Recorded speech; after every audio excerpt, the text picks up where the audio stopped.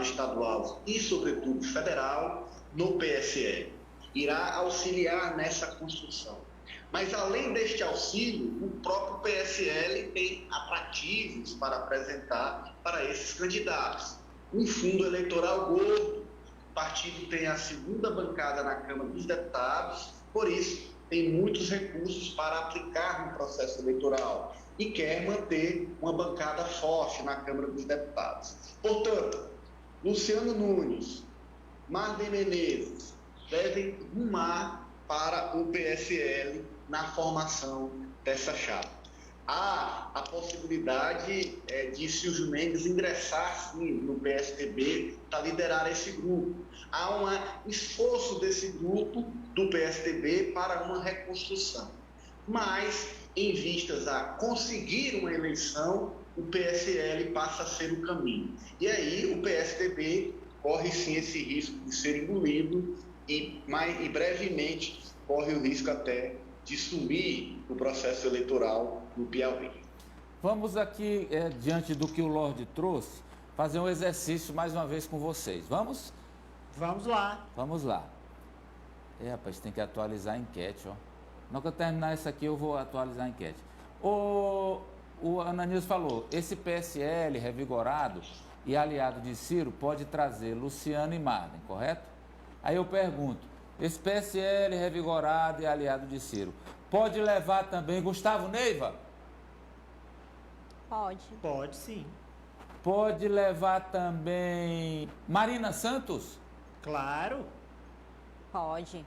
Pode levar também Nerinho? Nerinho?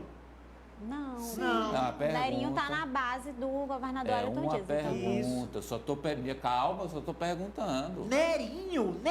Que tipo de pergunta é essa? Pode levar Janaína? Nananina, não. Só o Ari que tá falando. Não, Amadeu, você tá imunizado só contra Covid, não contra o Ari. O Ari vai pra cima, cuidado. Olha esse aqui que eu vou dizer agora, não é possível, né? Se o Ari... Não é possível. Firmino Paulo. É um pândego.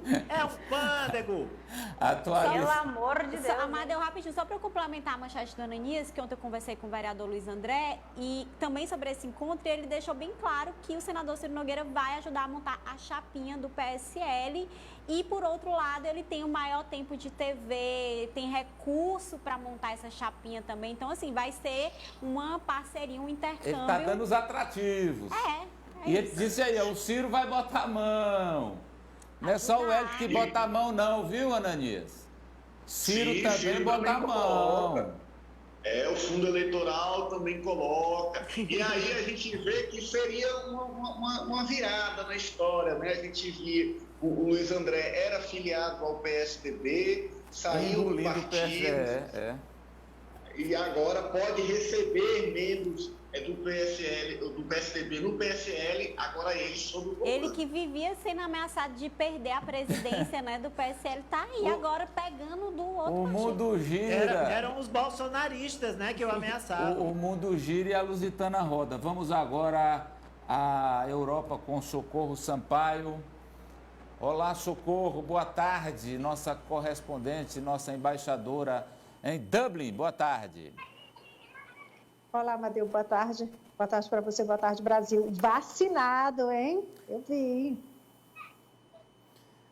Viva. Chegarei lá, viu? Chegarei lá. Vacina para todos. Ô, Socorro. Tomara, para todos, sim. Socorro, agora, essa Covid, corpos boiando no rio Ganges. Isso não é exatamente uma novidade, porque vamos lembrar, é uma tradição, os indianos consideram o rio Ganges a mãe da Índia, né? Tem uma relação de devoção, o Ganges é um deus para os sagrado, é sagrado para os índios. Porém, inclusive as cinzas, né? As pessoas são queimadas, são incineradas e as cinzas jogadas no rio Ganges é uma tradição deles. E em alguns casos também, Socorro, quando as pessoas em vida são consideradas santas por eles, eles colocam o corpo inteiro no Ganges. não incineram antes. Então, é uma tradição. Só que o número de corpos no rio Ganges é assustador. Amadeu, pelo segundo dia consecutivo, aparecem corpos em decomposição, como você falou, flutuando no rio Ganges, na Índia. Ontem foram mais de 100 corpos, hoje mais de 50 corpos apareceram novamente no rio. Isso acontece no estado de Bihar, que é vizinho ao estado de Uttar Pradesh, que é um dos mais atingidos pelo vírus na Índia. A gente já mostrou aqui a situação no estado que tem mais de 200 milhões de habitantes. As autoridades indianas disseram que estão investigando a origem dos cadáveres e avaliam que os corpos ficaram no rio entre 5 e 7 dias. Possivelmente são vítimas da Covid-19, como a gente também já falou aqui, o vírus que antes ficava mais nas grandes cidades, agora se espalha pela zona rural, por todo o interior da Índia, sem acesso a crematórios. Muitas pessoas simplesmente jogam os mortos no Ganges. Os moradores disseram que reclamaram do mau cheiro, comunicaram às autoridades, que só tomaram providências quando o caso foi divulgado na imprensa. A Índia registrou hoje quase 390 mil novos casos de Covid-19 e 3.876 mortes. O total no país, por volta de 250 óbitos oficiais, mas como a gente vê aí o que está aparecendo no Ganges, isso é só um pouco da prova da subnotificação dos casos de Covid-19 na Índia. E como você falou, Amadeu, corpos já são jogados sim no Ganges. Isso aconteceu muito, foi no século passado, no começo do século passado, durante a gripe espanhola. Naquela época não havia lenha suficiente para cremação, né, já que os hindus, pela tradição, os corpos são cremados. Então, naquela época, eles simplesmente jogavam os corpos no rio. Doença que a gripe espanhola que matou na Índia entre 17 e 18 milhões de pessoas. Amadeu. Imagine, né, essa situação. Claro, temos que respeitar a cultura religiosa deles, mas é um troço bem absurdo, né? Ô Socorro, na Inglaterra, protesto contra a quebra de patente da AstraZeneca.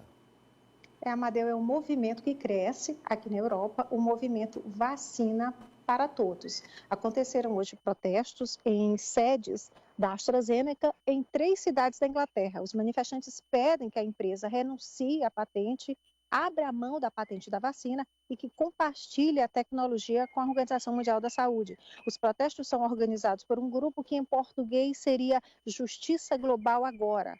Os manifestantes se acorrentaram na entrada da sede principal da AstraZeneca, na cidade de Cambridge. A gente vê aí a polícia tentando dispersar os manifestantes.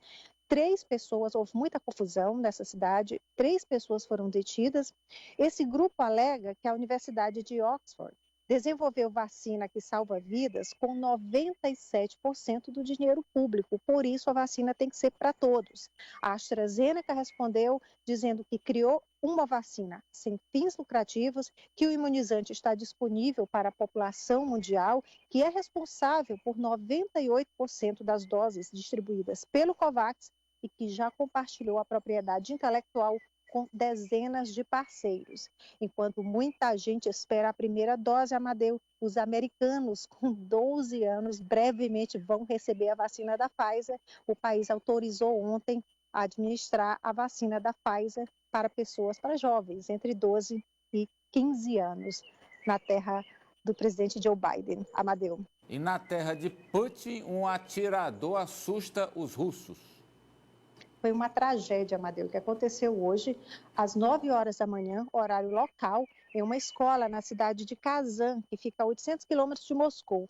O atirador matou 9 pessoas, 7 crianças e 2 adultos, e entre esses 2 adultos, um professor. Entre os 20 que estão hospitalizados, 18 são crianças, eram alunos da escola, 6 estão em estado grave em unidades de terapia intensiva. A polícia prendeu o atirador, Ilinaz Galiaviev, de 19 anos, morador da cidade, ex-aluno do colégio, e a explicação, a princípio, da polícia, que foi um crime por vingança e ódio. Essas foram as explicações iniciais da polícia, que também disse que o aluno, ele era aluno de uma universidade de administração da cidade,